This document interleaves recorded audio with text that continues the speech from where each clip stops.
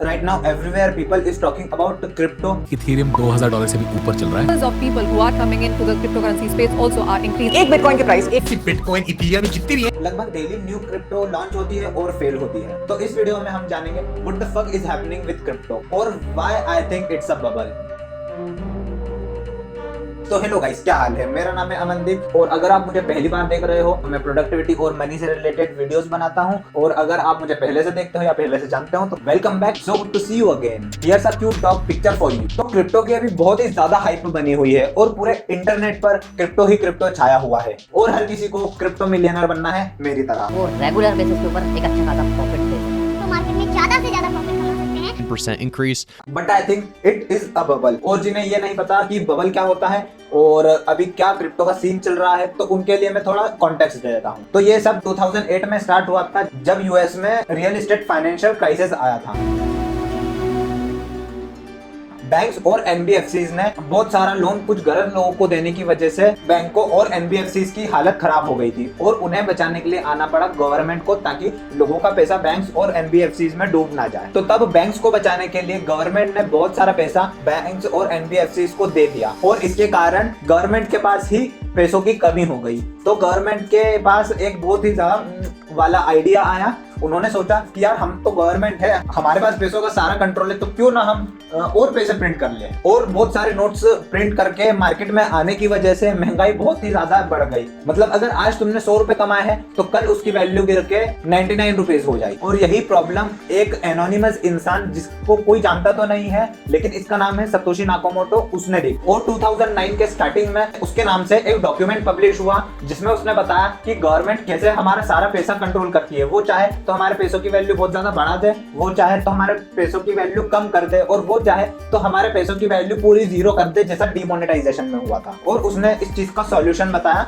कि उसने एक ऐसी करेंसी डेवलप करी है जिसको कोई भी ओन नहीं करता है, जिसके बीच में कोई भी थर्ड पार्टी नहीं आएगी और एक्चुअल में पैसों का कंट्रोल उसी के पास रहेगा जो एक्चुअल में उसे ओन करता है। जैसे मेरे पास आज 100 बिटकॉइन है तो मैं उसे ओन करता हूँ, तो मैं चाहूँ किसी को भेजना तो मैं उसको भेज पाऊंगा। और इसकी सप्लाई भी लिमिटेड होगी जो है 21 मिलियन, इससे ज्यादा नहीं। और उस टाइम ये बहुत ही ज्यादा रेवोल्यूशनरी टेक्नोलॉजी थी, किसी ने उस टाइम तक ब्लॉकचेन का नाम बिल्कुल भी नहीं सुना था और ये करेंसी का नाम और कोई नहीं बिटकॉइन था। तो 2010 में बिटकॉइन में थोड़ी ट्रेडिंग स्टार्ट हुई और इसका प्राइस $0.83 हो गया। और इसको कुछ लोग ह्यूमन ट्रैफिकिंग, ड्रग्स और ऐसे ही कुछ इलीगल काम करने के लिए यूज करने लगे, क्योंकि इसको गवर्नमेंट कंट्रोल नहीं करती है तो बंदा इसमें एनोनिमस रहता है। फिर आया 2017 जो बिटकॉइन के लिए एक बहुत ही अच्छा साल था, जहां पर बिटकॉइन ने अपने फर्स्ट $1000 का मार्क अचीव करा और ईयर के एंड तक इसकी वैल्यू $19,000 तक पहुंच गई। लेकिन फिर बोलते हैं ना, जो चीज ऊपर जाती है वो चीज नीचे जरूर आती है। ग्रेविटी 2018 में ये हो गया भाई क्रैश। अब लोग इसके दो अलग अलग कारण बताते हैं। पहला कारण लोग ये बोलते हैं कि किसी एक बंदे ने बहुत सारे बिटकॉइन मार्केट में एक साथ डंप कर दिए, इसलिए इसकी प्राइस इतनी गिर गई। और कुछ लोग ये बोलते हैं कि इसकी प्राइस इसलिए कम हो गई थी कि इससे बहुत ही ज्यादा अच्छे टेक्नोलॉजी वाले कॉइन्स मार्केट में आ गए थे, जिन्हें अल्ट कॉइन बोलते हैं, जिसका मतलब अल्टरनेटिव कॉइन्स होता है, जिनकी टेक्नोलॉजी बिटकॉइन से ज्यादा रेवोल्यूशनरी और अच्छी है। बिटकॉइन के प्राइस गिरने की वजह जो भी हो, लेकिन रियलिटी ये है कि बिटकॉइन का प्राइस गिरा क्योंकि उसकी इंट्रिंसिक वैल्यू इतनी नहीं थी। मतलब जितने प्राइस पर बिटकॉइन उस समय ट्रेड हो रहा था उतनी प्राइस बिटकॉइन की नहीं थी। फिर बिटकॉइन को वही $19,000 का मार्क अचीव करने में लग गए पूरे 2 साल और 2020 में आकर उसने 19,000 का मार्क वापस से अचीव करा। और अभी का तो आपको पता ही होगा कि एलन मस्क ने ट्वीट कर करके बिटकॉइन के प्राइस कितने ज्यादा बढ़ा दिए थे। एलन मस्क ने 8 फरवरी 2021 में ये ट्वीट करा था कि अब से टेस्ला बिटकॉइन एक्सेप्ट करेगी। और जब बिटकॉइन के प्राइस बहुत ज्यादा इंक्रीज हो गए तब एलन मस्क ने आकर ये बोल दिया कि बिटकॉइन बहुत ज्यादा एनर्जी कंज्यूम करता है और ये एनवायरनमेंट के लिए अच्छा नहीं है।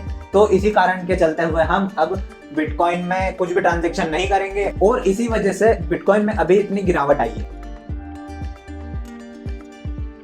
तो अब बात करते हैं बबल क्या होता है। तो जब किसी भी स्टॉक या किसी भी चीज का प्राइस बहुत ही ज्यादा इंक्रीज हो जाता है, जैसे आपको इस फोटो में दिख रहा होगा, और आपको सिर्फ एक पतली सी सुई की जरूरत पड़ती है वो बबल को फोड़ने के लिए। मतलब बबल फूटा मतलब मार्केट क्रैश हो गया। और मैं यहाँ बिटकॉइन को बबल नहीं बोल रहा हूँ, मैं यहाँ पर बहुत सारे जो दूसरे अल्ट कॉइन है मैं उनकी बात कर रहा हूँ, जिनकी प्राइस को लोग मैनिपुलेट कर रहे हैं और बहुत ज्यादा बढ़ा रहे हैं। अब वो अल्ट कॉइन कोई भी हो सकता है, Dogecoin, top Elon coin, save the kids और डिंग डॉइंग, ऐसे ही बहुत सारे कॉइन्स हैं मार्केट में जिनकी लोग प्राइस मैनिपुलेशन कर रहे हैं। तो अब डिस्कस करते हैं कि मुझे ऐसा क्यों लगता है कि क्रिप्टो एक बबल है।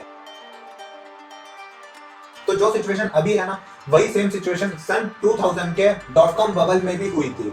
लोग बिना देखे, बिना रिसर्च करे सिर्फ इंटरनेट कंपनीज में इन्वेस्ट करे जा रहे, बिना ये देखे कि उनका बिजनेस मॉडल क्या है, वो काम कैसे करती है, क्या उनका मैनेजमेंट अच्छा है। और जब .com बबल बस्ट हुआ तब बहुत सारे लोगों का पैसा वेस्ट हुआ। ऑब्वियसली बहुत सारे लोगों ने, जब बबल फूल रहा था या बबल बन रहा था, तब लोगों ने बहुत सारे पैसे कमाए भी। लेकिन जब .com बबल बस्ट हुआ तब बहुत सारे लोगों ने उससे भी ज्यादा पैसे वेस्ट करे, क्योंकि ज्यादातर लोग जब बबल बन चुका था उन्होंने टॉप पर इन्वेस्ट करा था, और क्योंकि उनको ऐसा लग रहा था कि इंटरनेट का फ्यूचर बहुत तगड़ा है और इंटरनेट आगे जाके बहुत सही चीज होने वाली है और सारी आगे जाके बड़ी बड़ी कंपनियां इंटरनेट बेस्ड ही होंगी। तो उनको ऐसा लगा कि भाई हमको भी इसमें इन्वेस्ट करना चाहिए। लेकिन ज्यादातर कंपनीज ने वो बबल सर्वाइव नहीं करा और वहीं पर ही खत्म हो गई। लेकिन इसमें से भी कुछ कंपनियां ऐसी थी जिनका रियल बिजनेस मॉडल था, जिनके मैनेजमेंट अच्छा था, जो आगे चल के बड़ी कंपनीज बनी भी, जैसे अमेजोन हो गई, ईबे हो गई, याहू हो गई। अब ये कुछ ऐसी कंपनीज हैं जिन्होंने ये .com बबल सर्वाइव करा और बहुत बड़ी भी बनी आगे जाके, और आज के टाइम में ये टॉप कंपनीज है। लेकिन अगर आप क्रिप्टो के साथ देखते हो तो क्रिप्टो के साथ भी यही चल रहा है। लोग सिर्फ क्रिप्टो के नाम के बेसिस पे इन्वेस्ट कर रहे हैं, या फिर उनके किसी फेवरेट इन्फ्लुएंसर ने बोल दिया है कि वो ये क्रिप्टो में इन्वेस्ट कर रहे हैं तो वो भी वही क्रिप्टो में इन्वेस्ट कर लेते हैं, जो कि बहुत गलत है। और जब ये बबल बस्ट होता है तब वो क्रिप्टो डूब जाती है और लोगों का सारा पैसा वेस्ट हो जाता है।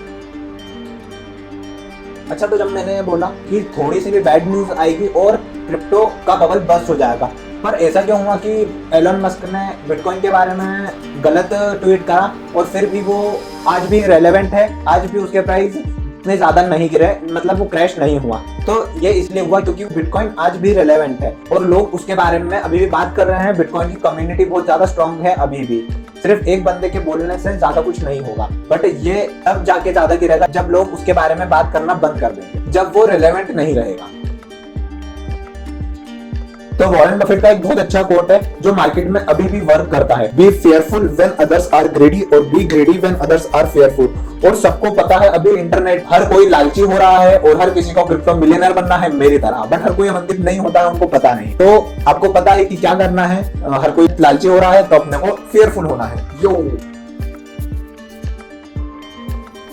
तो गूगल जब स्टार्ट हुआ था तब ऐसा दिखता था, फेसबुक जब स्टार्ट हुआ था तब ऐसा दिखता था, इंस्टाग्राम जब स्टार्ट हुआ था, वेल वो तो फोटो शेयरिंग ऐप था, मतलब इंस्टाग्राम थोड़े टाइम पहले ऐसा दिखता। बट मेरे कहने का मतलब ये है कि टाइम के साथ टेक्नोलॉजी इवॉल्व होती है, और जैसे जैसे टेक्नोलॉजी इवॉल्व होती है वैसे वैसे टेक्नोलॉजी से रिलेटेड कंपनीज को भी इवॉल्व होना पड़ता है इंडस्ट्री स्टैंडर्ड्स को मीट करने के लिए। बट क्रिप्टो के साथ प्रॉब्लम यह है, क्रिप्टो पूरी तरह से डिसेंट्रलाइज्ड है और इसको कोई भी कंट्रोल नहीं करता है, तो क्रिप्टो इवॉल्व नहीं हो सकती है। अब हो सकता है कि आज सबसे अच्छी टेक्नोलॉजी इथेरियम की है, बट कुछ टाइम बाद हो सकता है कि इन सबसे ज्यादा अच्छी टेक्नोलॉजी वाली कोई करेंसी आ जाए, और हो सकता है और जो अच्छी टेक्नोलॉजी वाली ये न्यू करेंसी आ, उससे भी अच्छी टेक्नोलॉजी वाली थोड़ा टाइम बाद और क्रिप्टो करेंसी आ। तो ऐसे ही नई क्रिप्टो करेंसी आती रहेगी और ज्यादा अच्छी टेक्नोलॉजी के साथ, और एक टाइम बाद हर क्रिप्टो आउटडेटेड हो ही जाएगी। तो आई थॉट कि अगर ऐसी क्रिप्टो नहीं है जो लाइक इवॉल्व हो सकती है, तो किसी क्रिप्टो करेंसी का बहुत टाइम तक मार्केट में रेलेवेंट रहना मुश्किल है, जब तक उसकी कम्युनिटी बहुत ज्यादा स्ट्रॉन्ग नहीं है, जैसे डॉज कॉइन की है या फिर जैसे बिटकॉइन की है। बट ये ऑब्वियसली मेरा ओपिनियन है, you can tell your opinion in comment section, तो कमेंट सेक्शन में बता देना अपना ओपिनियन। आज की वीडियो इसी नोट पर खत्म करते हैं। Thanks for watching.